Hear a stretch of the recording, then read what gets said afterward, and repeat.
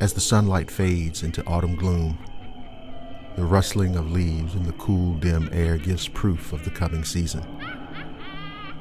Overhead, the insidious cackle of witches flying pierce the darkness.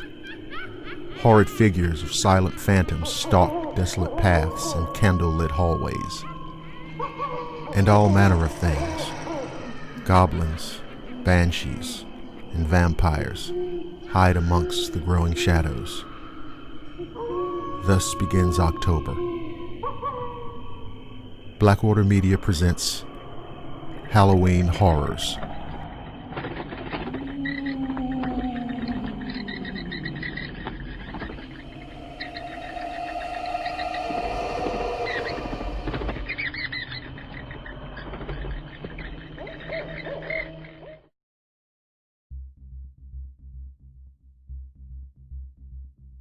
The timber wolves around Harper's Creek had gotten out of hand.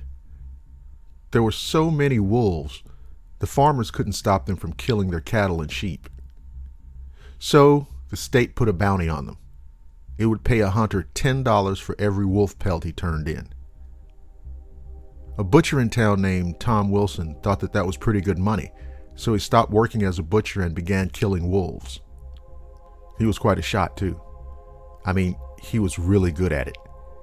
Every year he killed over 500 of them.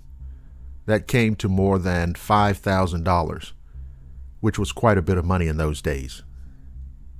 After 4 or 5 years, Tom had killed so many wolves there were hardly any left in that area. So he retired and he vowed never to harm another wolf because wolves had made him rich. Then one day a farmer reported that a large black wolf had killed 2 of his sheep. He shot at it and even hit it, but the bullets didn't have any effect.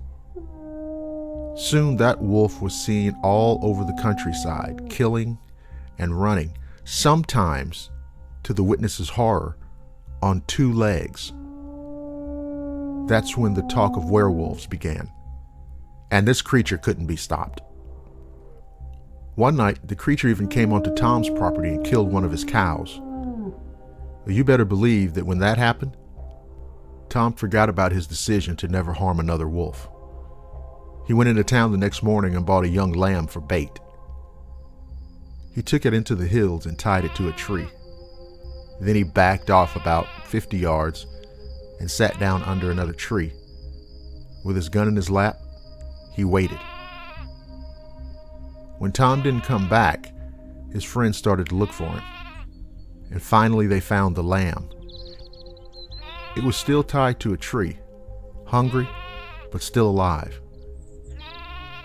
Then they found Tom.